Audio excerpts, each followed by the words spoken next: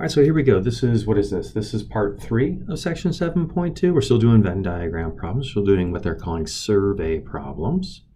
We're going to start with this one up top here. What do we got going on here? A group of students are sitting in the lounge. All they're texting or listening to music or both. 11 are listening to music and 15 are texting. 8 are doing both. How many students are in the lounge? Okay. I don't know about you, but I read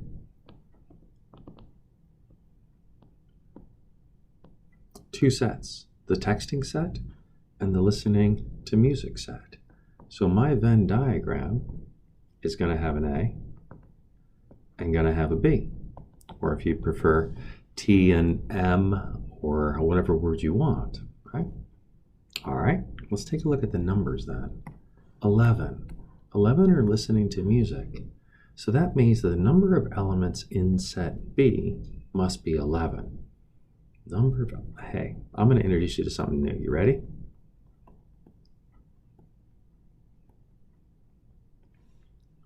This is called the cardinality. So cardinality is the fancy set terminology, the set word that says how many elements are in a set. This N and these parentheses is the symbol for the cardinality. So when I read this, I read that the cardinality of set B, or the number of elements in set B, is 11.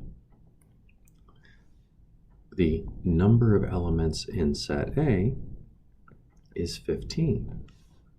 Right? 15 are texting. 8 are doing both. The number of elements in A intersection B is 8. Cardinality, the number of elements in a set. Cardinality. 8 are doing both. 7, 3. And where did that 7 and that 3 come from? Well, the 7 over here is because the cardinality of set A is 15. So those two regions added together must add up to 15. I know 8 are in the middle. The rest from 15 is 7. They're over there on the left. Where'd this 3 come from? Well, I know that the cardinality of set B is 11. I know that 8 are in the middle, so the rest must be out there. And so that's going to be 8 taken away from 11 gives me 3. What about out here? Well, all are texting or listening to music or both. So that area out there is going to be empty. There are going to be 0 elements in that region because we were told that everybody exists in there somewhere, right? So now the question is, how many students are in the lounge? Well, there's 8 students, 7 students, 3 students, so that looks like there are 18 students total.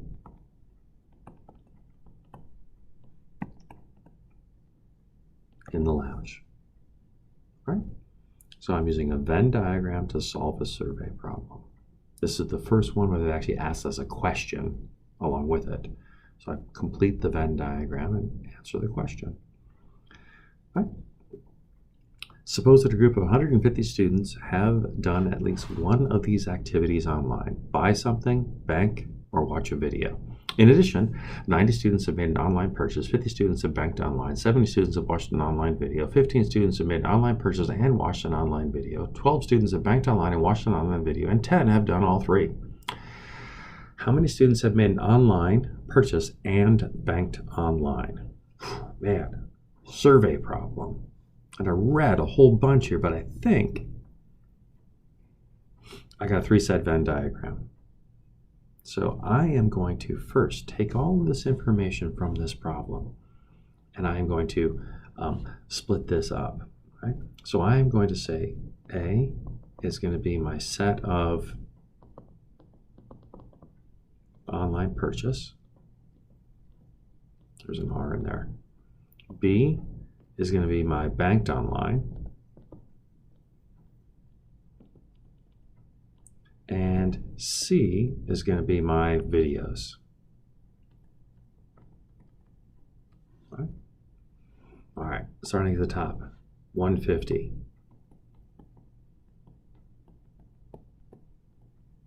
the cardinality of the universe is 150. All right? 90 have made an online purchase. So the number of elements in set A is 90.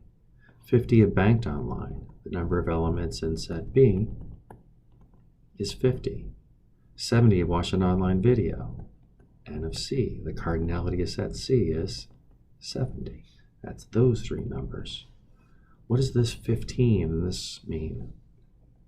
Well, that 15 is the number of people who have made an online purchase and watched a video. So the number who have made an online purchase and watched a video is 15. What's that 12? Banked online and watched a video online. So the number who have banked online and watched a video online is 12. And what's that 10 right there mean? Done all three. So the number who have purchased, banked, and watched videos online is 10. And then they want us to find out how many students have made an online purchase and banked online. So we're going to need to find the number of students who have made an online purchase and banked online. All right, so I'm going to start setting this problem up. I need my three-set Venn diagram. A. Oh, that is a crummy A. B. That's much better. C. There's my three-set Venn diagram. I always want to start in the middle if I can, so I am, because I've got that information right here in orange. I know that 10 people have done all three. I know that B intersection C is 12. B intersection C is 12 is these two pieces right here, so that makes that one a 2, right? They must add up to 12. A intersection C is 15, so I've used that one now, right? Set C is 70, so I can find that fourth piece down there and see I got 10 and 5 and 2, that's 17. 17 from 70 would be what, 53? Right. Now things are going to get tricky because I've done everything I can do easily. These two pieces of information here, I'm not sure what to do with them. The first one says that the number of elements in A is 90, but there's two unknown pieces there. And the second one says the number of elements in B is 50, but there's two unknown pieces right there. And so I got to figure this out. I'm also told that the number in the universe is 150, but then this is another one where it says that those 150 have done at least one of those items, which means that out here in the universe is going to be a big fat 0 because everybody's done something. So now the question becomes, how do I make this work? Well, I could take an algebraic approach and try to write equations. Like I could say that this is x, and this is y, and this is z. And I know that x plus y plus 15 equals 90, and y plus z plus 12 equals 50. Would that help? Or I could try to logically reason through it. Now, logically reasoning through it's going to be kind of tricky because we don't have some of the information that we would like to have. But I think we can make it work. Right? We're either going to have to do one or the other. Now, I did really well in chapter 2, so I'm really good at making systems of equations, but I'm noticing that here I only have two variables. I need a third variable equation. Maybe I can make one for that 150 and say that x plus y plus z plus all of this has to add up to 150. So that's 50, 60, 70 down there.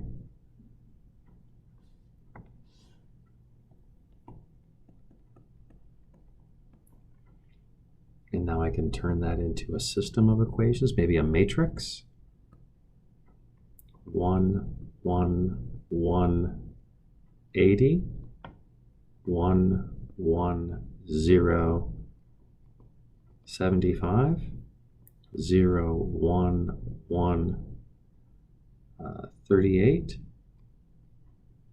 And I could solve that. RREF. Let's see, bring up my calculator.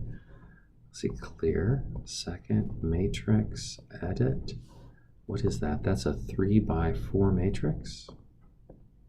My first row is 1, 1, 1, 80. My second row is 1, 1, 0, 75. My third row is 0, 1, 1, 38. Second matrix, over to math, RREF of that matrix. And I get that X is 42, Y is 33, so X is 42, Y is 33, and what was Z? Z was 5. And if I go back to my problem, then that means that this is 42, this is 33, and that's 5. And now let's see if I can answer the question. How many students have made an online purchase and banked online? Well, online purchase and banked online, that's going to be everybody who lives in there, in the A intersection B. That's the online purchase and banked online. So that's the 33 we just found plus the 10 we already knew. So that's 43. So we get 43 people. 43 students have made an online purchase and banked online. Boy, I bet you thought you were done with Chapter 2 with those systems of equations, but here they are back again. Okay. All right, so survey problems. This brings us to the end of Section 7.2. The next will be Section 7.3. I'll see you all back here for that one.